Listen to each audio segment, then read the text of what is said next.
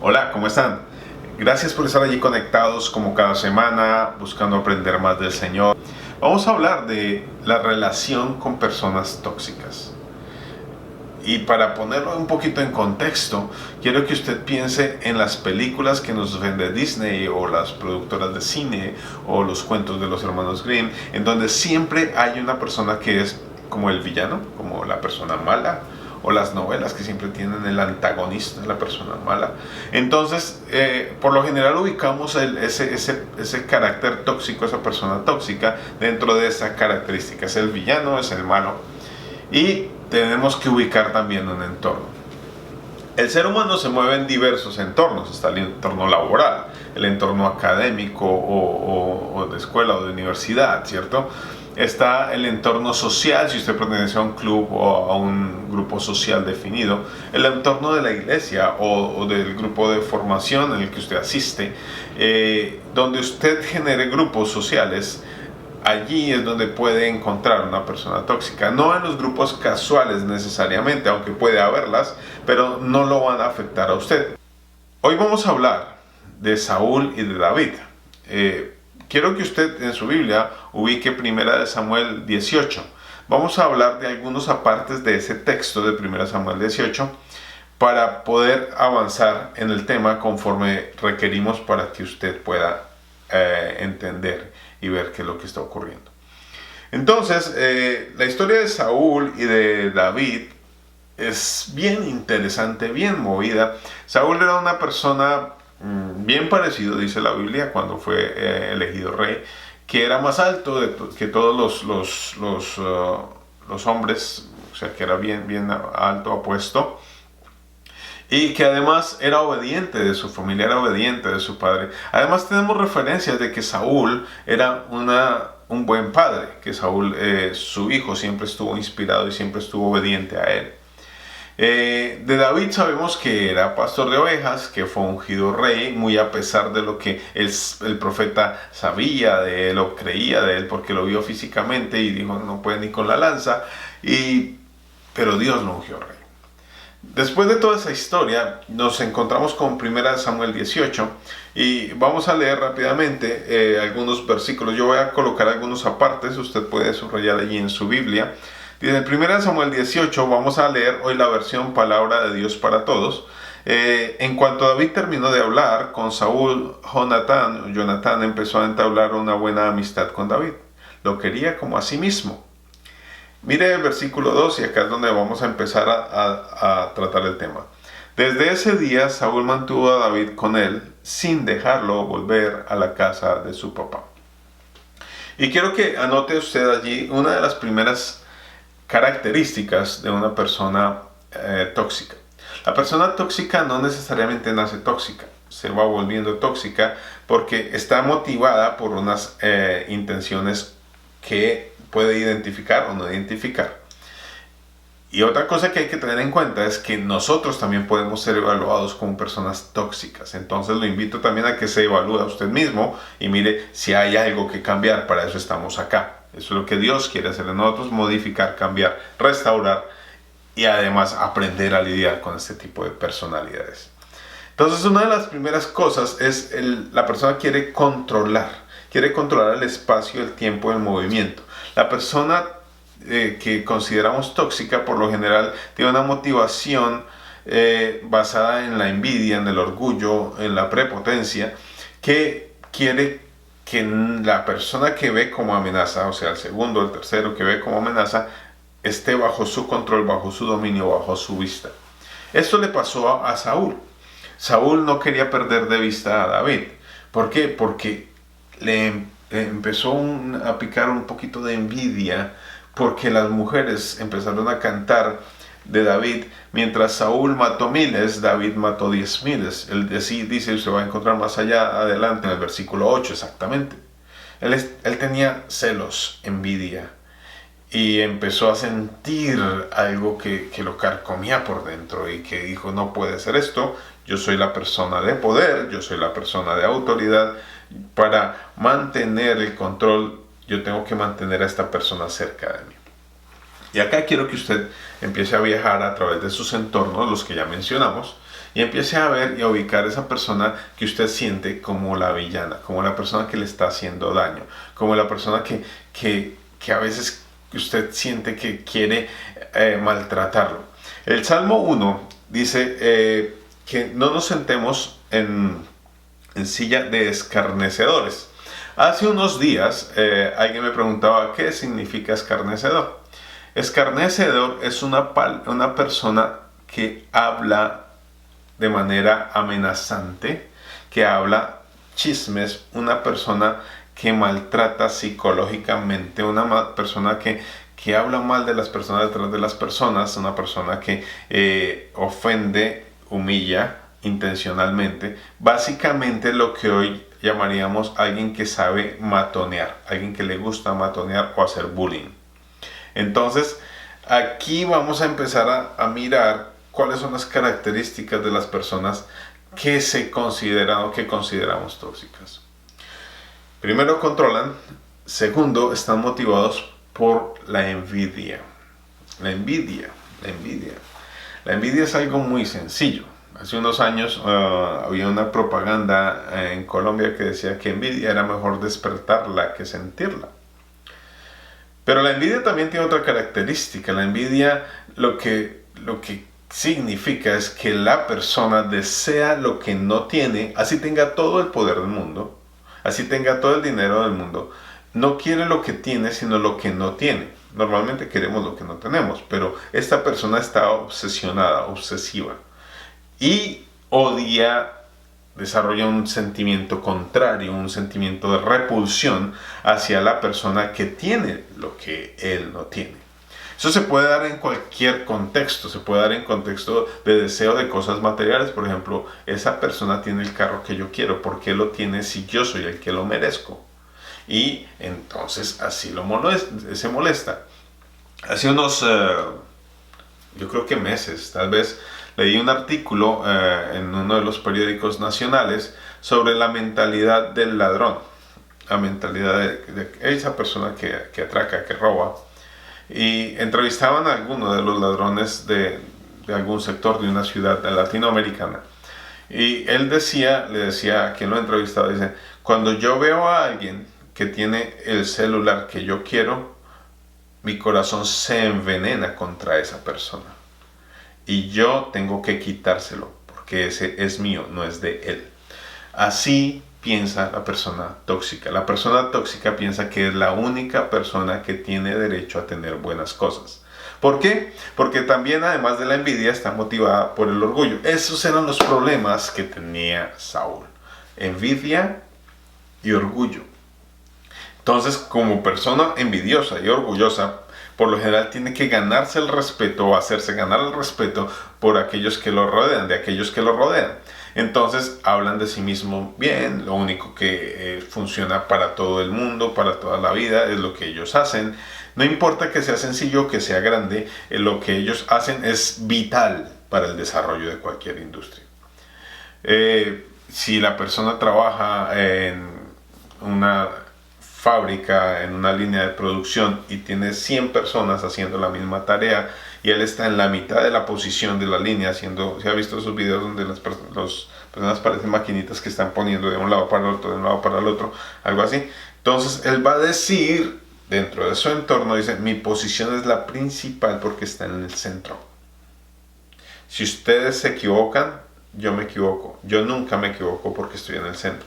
Son afirmaciones que una persona con esa tendencia puede sacar. No se le olvide que la persona está motivada por la envidia y el orgullo. Además, que esta persona manifiesta un desprecio por los logros de las otras personas. Si alguien logró ascender, si alguno logró tener algo nuevo, si alguno logró crecer, lo primero que va a pensar una persona de estas es, ¿quién sabe cómo lo logró? ¿Quién sabe cómo lo hizo? ¿Quién sabe qué habrá hecho? ¿Quién sabe cuánto pagó? ¿Será que ese título sí es real? ¿Será que sí pasó todos los niveles de la universidad? Y tantas cosas que pueden hacer. Y cuando empiezan las cosas a funcionar un poco mal, ellos empiezan a inventar teorías conspirativas. El mundo está en contra de ellos. ¿Sabe? Saúl era un perfecto ejemplo de este modelo de pensamiento. ¿Por qué? Vamos a ver el versículo 5 qué pasó con Saúl después de que lo saca de la casa de su padre, ¿cierto? Dice, Saúl envió a David a pelear en muchas batallas y en todas David tenía éxito. Versículo 5 del capítulo 18. También lo puso a cargo de los soldados, lo cual fue del agrado de todos, hasta de los oficiales. Una de las cosas con las que no contaba Saúl era que Dios estaba con David. Y eso más adelante lo vamos a ver en el mismo capítulo, que eso le incomodaba, le molestaba, le fastidiaba. ¿Saben? ¿Se acuerda que hablamos de la envidia? De que por lo general lo que motiva a alguien a manifestar un comportamiento tóxico hacia otra persona es que esa persona tiene lo que otro desea. Ok, empiece a hacer la lista de lo que usted tiene que otros desean. De pronto usted tiene una muy bella familia, que se reúnen en Navidad, en los cumpleaños, que se tratan bien, que hay diferencias, que hay dificultades, pero esta persona no pudo tener hijos. O está viviendo sola así, con mucho dinero, con mucho poder, con mucha abundancia, pero no tiene la capacidad de expresar amor y está buscando amor en cualquier lado, amor de familia. O tal vez, a pesar de que esa persona tenga un cargo alto, un cargo gerencial, un cargo fuerte dentro de la empresa donde usted trabaja o en el entorno en el que usted se mueve, y el suyo sea más sencillo, usted siempre está feliz, sonriente, y no lo soporta. La verdad es que la bendición está con quien decide poner sus debilidades en manos de Dios. De eso hablábamos hace unos días. Entonces, no se desanime si usted está moviéndose en un entorno donde hay personas o personas tóxicas. Lo que sí tiene que animarse es a mantener una vida de contacto y comunión con Dios. Con eso usted puede enfrentar este tipo de situaciones. Sigamos en el capítulo 18 y quiero que miremos el versículo 8, porque acá es donde empezamos a ver cuál fue la intención de Saúl. Dice, esto no le gustó a Saúl y se enojó mucho. Ahí viene el texto que les decía, las mujeres le dan crédito a David por unos cuantos miles, solo falta que le den el reino mismo. A partir de aquel momento, versículo 9, Saúl lo miraba con recelo. Y allí vamos a seguir la historia, mirando cuando Saúl empieza a tratar de matar a David, David tiene que salir huyendo, pero allí en el capítulo 18 hay varias cosas que todavía nos falta por desenredar. Y antes de empezar a desenredar esto, quiero que usted se concentre también en cómo actuaría usted si ese fuera su caso. Ahora miremos lo que le pasa a David. David llega muy contento al palacio porque ocurren dos cosas. Uno, se gana el afecto de los siervos del palacio, se gana el afecto del hijo del rey, tanto que el hijo del rey le regala como parte de su honra hacia él su armadura, su espada y su cinto. Sus señales de autoridad y de guerra se las pasa a David. Son amigos entrañables, amigos muy íntimos, se hacen amigos realmente. Y eso molesta a Saúl, pero David está contento. David está feliz, porque su vida, que parecía ser un fracaso hacía unos años, hacía unos días, allí cuidando las ovejas de su padre, allí en el campo abandonado, sin mucha oportunidad, sin mucho lugar para crecer, había dado un giro por algo muy sencillo. Tenía un corazón conforme al corazón de Dios. Por algo muy sencillo, él buscaba a Dios en medio de sus circunstancias, en medio de su soledad, en medio de su problema, en medio de su situación. Sí, un hombre falible, un hombre que peca, un hombre que falla, pero siempre buscaba a Dios. Y mire lo que le pasa con los soldados del ejército. Los soldados del ejército querían estar con él. Él tenía gracia, él tenía carisma, él tenía ese candor, esa fuerza, ese impacto. Él se hacía querer donde llegaba. Pero él no tenía nada. Simplemente era un pastor que Dios había ungido y que estaba en el ejército. Y mientras Saúl buscaba la manera de hacerlo caer, mire que en el versículo 16 dice, pero todos en Israel y Judá apreciaban a David porque los dirigía en las batallas. Saúl quería matar a David y se le ocurrió ponerle una trampa diciéndole, aquí tienes a mi hija Merab, mi hija mayor. Cásate con ella y así te convertirás en un soldado poderoso. Serás como un hijo para mí. Luego irás y pelearás las batallas del Señor. En realidad, dice la Biblia, Saúl pensaba, así no tendré que matar a David yo mismo, sino que lo matarán los filisteos. Pero mira el 18. Pero David dijo, yo no me puedo casar con la hija del rey. No vengo de una familia importante, ni tampoco soy importante.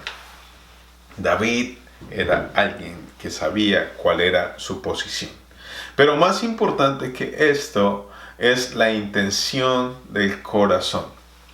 Hay una característica de la que no habíamos hablado de las personas tóxicas y es la astucia.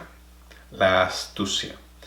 Esa característica que empieza del manipulador que empieza a mover los hilos de tal manera que las cosas se den de la manera que él quiere, que las cosas caigan en el orden que él quiere, y que muchos caen porque quieren agradarle. Como él quiere esto, yo voy a hacer eso que él quiere. Pero David pensaba distinto.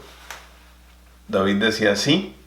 Yo recuerdo que cuando iba a vencer al gigante, Saúl dijo que le iba a exonerar de impuestos a mi familia, la familia de mi padre, y que me iba a dar una de sus hijas. Pero hay una realidad, hay una dote por pagar. Yo vengo de una familia, no diríamos insignificante, pero muy humilde, y yo no puedo emparentarme con el rey. No tengo cómo hacerlo, no debo hacerlo. Yo sé cuál es mi posición es de un poderoso guerrero, ungido por Dios, pero al servicio del rey. No puedo aceptar esa oferta. ¿Sabe por qué ocurrió esto? Volvemos al punto. David buscaba a Dios. David buscaba a Dios. Ahora, ¿usted cree, cuando uno lee rápidamente, ¿usted cree que David era ingenuo y no veía lo que estaba ocurriendo? ¿Usted cree que Jonathan o Jonatán, como quiera usted llamarlo, no le contaba a David las intenciones ocultas de su padre tal vez? No lo sé, no lo sabemos, la Biblia no nos explica en detalle.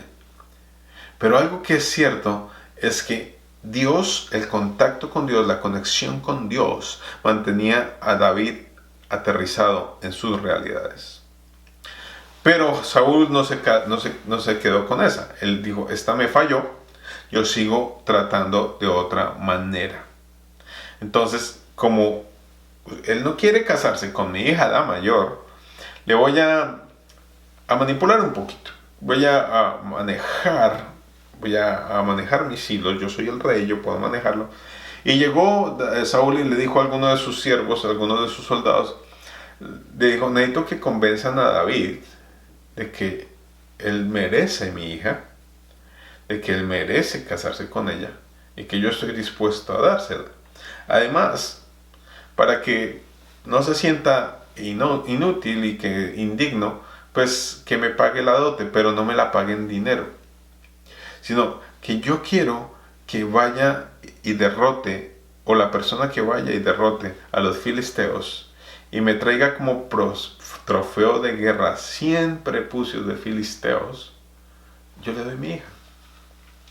Bueno, esto ya le sonó diferente a David. Ahora, acá viene otra cosa interesante. En ese momento ya la hija mayor de Saúl no estaba en la discusión, estaba la hija menor, Mical. Se puede leerlo dentro de los versículos 21 y 24. Mical. Y Mical, a David le gustaba Mical, y a Mical le gustaba David. Entonces, David, cuando los oficiales le dicen, oiga, mire, el rey realmente quiere que alguien se case con la hija, y yo creo que usted es el digno de hacerlo, y mire que está diciendo que la dote serían 100 prepucios de filisteos. Pues David se fue, enfrentó a los filisteos y no trajo 100, trajo 200 prepucios. ¿Por qué? Porque aquí él entendía que estaba pagando por lo que él creía que se merecía. Pero lo que me gusta de este texto, después de que David responde de esa manera y Saúl se ve obligado a entregarle a su hija en matrimonio, es lo que dice el versículo 28 del capítulo 18. Entonces Saúl se dio cuenta que el Señor estaba con David y de que su hija Mical amaba a David. Por eso empezó a temer más a David y siempre se ponía en su contra. Además, los comandantes filisteos continuaron saliendo a pelear contra los israelitas, pero David siempre los derrotaba y aumentó su fama de ser el mejor oficial. Mientras Saúl trataba de hacerle mal a David, Dios permitía que esa maldad que había en Saúl se convirtiera en bendición para David, porque Dios tiene la capacidad de convertir la adversidad en bendición.